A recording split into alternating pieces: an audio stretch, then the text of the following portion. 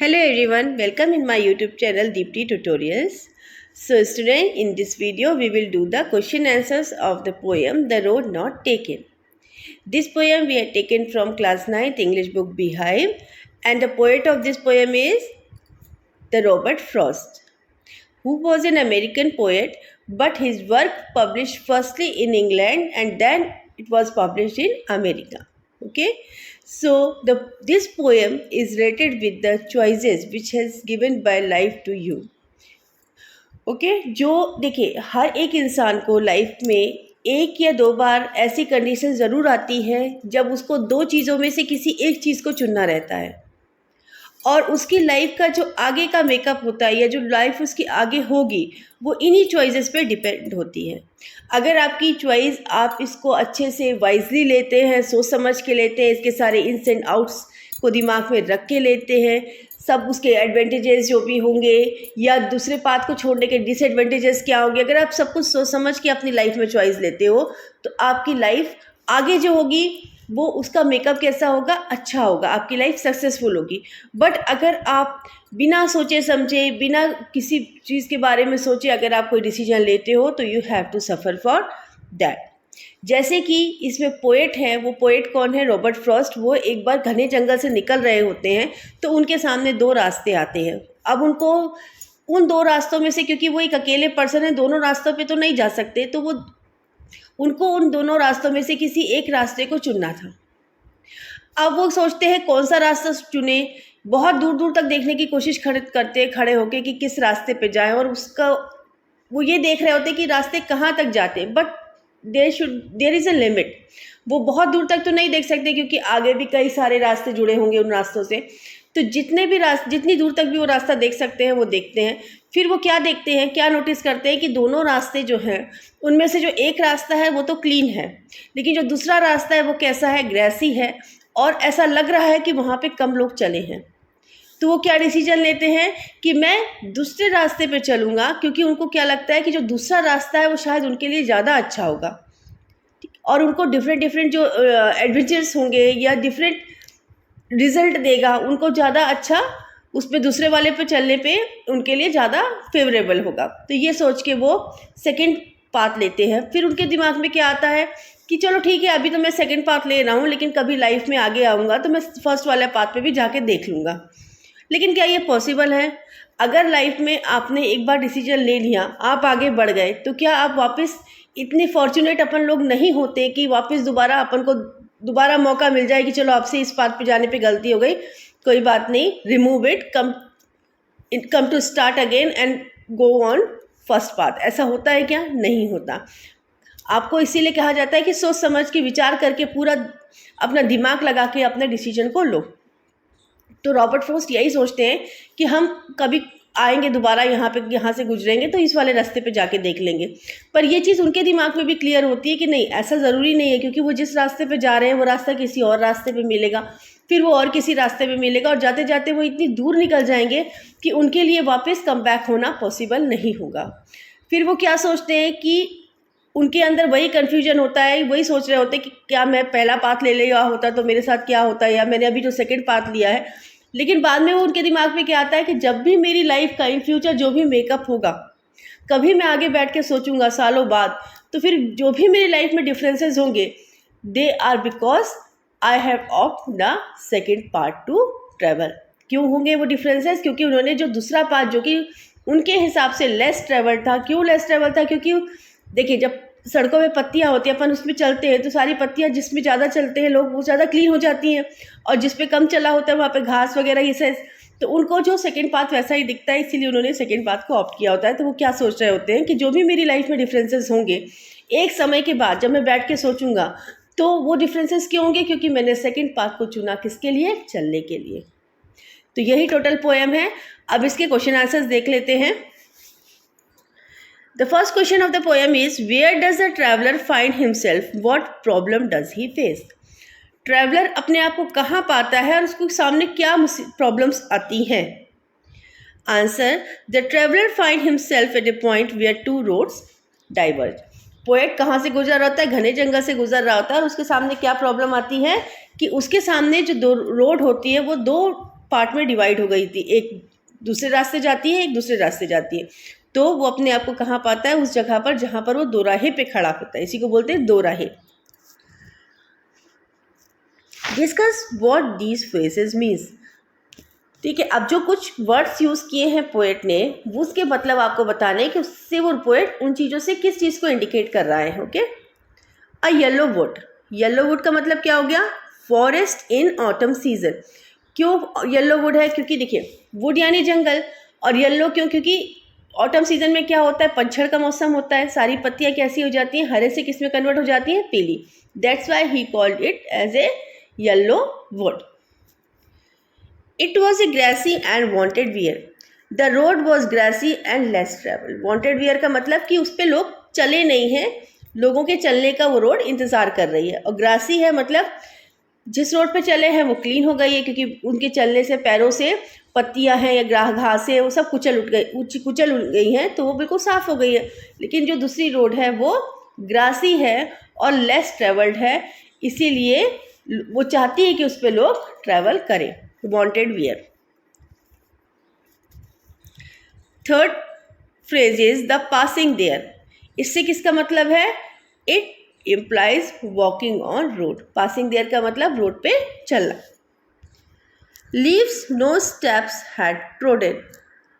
It means the leaves had not been crushed under the feet of travel. हो गया। Next phrase is how way leads on to ways. How one road leads to another. वो क्या, ये जो phrase आता है poem में कि how way leads on to ways, मतलब एक रोड है, ऐसा तो ज़रूरी नहीं है कि वो सीधी रोड होगी, आगे जाके वो किसी और रोड से मिलेगी, फिर किसी और रोड से मिलेगी। तो इसका मतलब क्या हुआ कि एक रोड आगे चल के कई डिफरेंट रोड्स में डिवाइड हो जाएगी, या डिफरेंट वेज में आपके सामने डिफरेंट वेज आ जाएंगे, डिफरेंट रोड से वो कनेक्ट होगी। Question number 3 is there is any difference as poet describe them? First in stanza 2 and 3, जो stanza 2 and 3 है पोएम के, उसमें जो पोएट के वर्ड्स से आपको क्या समझ में आता है? क्या वो जो डिस्क्रिप्शन दे रहा है वो दोनों स्टैंजाज में सेम है या दोनों स्टैंजाज में अलग है? तो अपन पहले देख लेते हैं इन stanza 2. In stanza 2, the poet describe the physical difference between roads. First roads were covered with vegetation and less traveled, while second was cleared and traveled. जैसा आपको पता है, क्योंकि उसमें ज़्यादा लोग नहीं चले हैं, तो उसमें जो पत्तियां हैं, घास वगैरह है, वो प्रॉपर उगी हुई है, और अगर लोग चले होते वो धीरे धीरे कुचल जाती, पूरी क्लीन हो जाती। तो वो क्या डिफरेंस, फिजिकल डिफरेंस दिखा रहा है कि जो पहली रोड है वो तो पहली रोड है वो कैसी है? साफ सुथरी, और दूसरी रोड कैसी है? वो ग्रासी है और लेस ट्रेवल्ड है। In stanza 3, poet concluded that no one had stepped on a road and it was covered with fallen leaves. और पहली रोड में तो वो सिर्फ कंपैरिजन कर रहा है, लेकिन थर्ड रो में उसका क्या कंक्लूजन ड्रॉ कर लेता है पोएट कि जो रोड आप उसको ग्रासी दिख रही है, वो उस रोड पे कम लोग चले हैं, उस रोड पे लोगों ने चलने के लिए कम चुनाव किया है, और पहली रोड पे ज़्यादा लोग चले हैं। ये उसका कंक्लूजन ड्रॉ हो जाता है। In the last 2 lines of the poem, now you have to tell कि लास्ट 2 lines जो पोएम की है उसमें पोएट क्या कहता है। In the last 2 lines, the poet tells about that it is very normal for human being to make choices, as a poet intended to walk on first road but didn't and choose the second one, as life does not give multiple choices or offer to do so. तो last 2 lines में poem क्या कहता है कि देखिए, life जो है वो आपको चांसेस देती है, आपको ऑप्शंस देती है, और आपके पास उस टाइम पे बहुत डिफरेंट ऑप्शंस होते हैं। बट अगर आप किसी भी पाथ को वाइजली सिलेक्ट करते हो तो आपके लिए वो पाथ आपको सक्सेसफुल लाइफ देगा। अगर आपने बिना सोचे समझे बस चलने के लिए चल दिए तो आपके लिए जो लाइफ रहेगी वो उतनी शायद सक्सेसफुल नहीं होगी, है ना। तो वही वो कह रहा है पोएट कि अगर आपको डिसीजंस लेने हैं तो take it wisely and think about its all ins and out, all advantages and disadvantages, सब कुछ सोच समझ के फिर डिसीजन लो, आपकी लाइफ के लिए वही फेवरेबल होगा। What do you think next question is Have you ever had to make a difficult choice? Or do you think you will make difficult choices? How will you make? अब poet आपसे ये जो question आपसे पूछता है कि क्या कभी आपने कोई डिफ़िकल्ट चॉइस अपनी लाइफ में ली है, या आपको लगता है कि अगर आपके पास ऐसा ऑप्शन आएगा तो आप डिफरेंट चॉइसेस ले सकते हो? So your answer is, in everyday's life, in today's world, people have numerous alternatives, but decisions should be made by considering all ins and outs of situations. We must analyze the disadvantages and advantages also before taking any decision. Okay, you got the answer कि life में आपको बहुत सारे alternatives रहेंगे आपके पास, but अगर आप वो चीज़ चुनते हो जो कि आप पूरा सोच समझ के उसके बारे में, उसके जितने नुकसान है फ़ायदे हैं सब कुछ सोच समझ के अगर आप करते हो तो आपके लिए लाइफ अच्छी रहेगी, नहीं तो आपकी लाइफ मुश्किल में आ जाएगी. After you made choice, do you always think about what might have been, और do you accept the reality? अच्छा, अभी इस क्वेश्चन में क्या पूछ रहा है आपसे कि अगर आप चॉइसेस कर लेते हो तो क्या आप जो आपका लाइफ होगा या जो भी उसका रिजल्ट आता है उस डिसीजन को लेने के बाद, क्या आप उसको एक्सेप्ट कर लेते हो या उसके लिए शर्मिंदा होते हो, रिग्रेट होते हो? Answer, one should always live in a present, not in a past. The philosophy of is the key of A getting success in life is not a bed of roses. Its hurdles should be crossed bravely.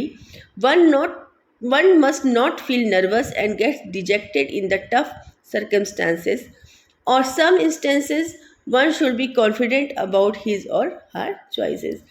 आप जो भी choice लो उसको पूरा सोच समझ के लो, पूरा confidently लो. आप ये मान के चलो कि अगर आप इतना दिमाग लगा के इतना सब कुछ सोच समझ के आगे बढ़ रहे हो तो वो आपकी लाइफ के लिए अच्छा ही होगा. ठीक है, क्योंकि लाइफ इतनी आसान नहीं होती है. लाइफ में सबको, हर कोई इतना लकी नहीं होता कि सिल्वर स्पून लेके मुंह में पैदा हो कि हाँ उसको सब कुछ मिल जाएगा, सब कुछ बिल्कुल उसका पहले से ही बिल्कुल तैयार अच्छे से अच्छे रूप में मिलेगा. हर एक को लाइफ में सिचुएशंस ऐसी आती हैं जिसमें उसको सामने प्रॉब्लम्स आती हैं. Life is full of hurdles, कई उतार चढ़ाव ज़िंदगी में आते हैं. तो बिना घबराए, बिना उसके बारे में सोचे, बिना उसके बारे में टेंशन लिए, विदाउट गेटिंग नर्वस, अगर आप उस चीज़ में कॉन्फिडेंटली आगे बढ़ते हो तो ये result is always good and it is for your betterment. Okay, now I had selected few extra question related to this poem. Let's see them also. Extra question, what does poet means by yellow wood? जो poet ने पहली line में word use किया है yellow would, उससे poet का क्या मतलब है? Answer is, by yellow wood poet means the forest which are having the decomposing leaves shed from the trees. Yellow wood का मतलब किसके बारे में इंडिकेट कर रहा है पोएट? फॉरेस्ट के बारे में इंडिकेट कर रहा है, जिसमें सड़कों पे क्या गिरा, जो भी पाथ है उस पर क्या गिरा हुआ है? पीली पत्तियां गिरी हुई है. क्यों गिरी हुई? क्योंकि किसका सीज़न है? ऑटम का सीज़न है. ऑटम में पतझड़ होता है और ग्रीन पत्तियां किस में कन्वर्ट हो जाती हैं? येलो में. तो वही पत्तियां झड़ के कहाँ गिरी हुई हैं? रोड पे गिरी हुई हैं. Second question, what did the narrator's hope that he would do one day? Was he sure of doing so? Poet क्या सोचता है कि मैं एक दिन क्या करूँगा, और क्या आपको लगता है कि वो बिल्कुल श्योर होता है उस चीज़ के बारे में कि वो चीज़ कर पाएगा वो?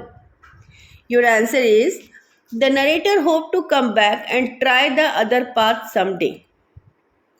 No, he did not think he would do so because he knew that one path would lead to another and it will be difficult for him to come back. Poet क्या सोचता है? पोएट ये सोचता है कि चलो कोई बात नहीं, अभी मैंने सेकंड पाथ ले लिया है तो कुछ समय बाद में वापस जब यहाँ से गो थ्रू होऊंगा तो मैं फर्स्ट पाथ ले लूँगा.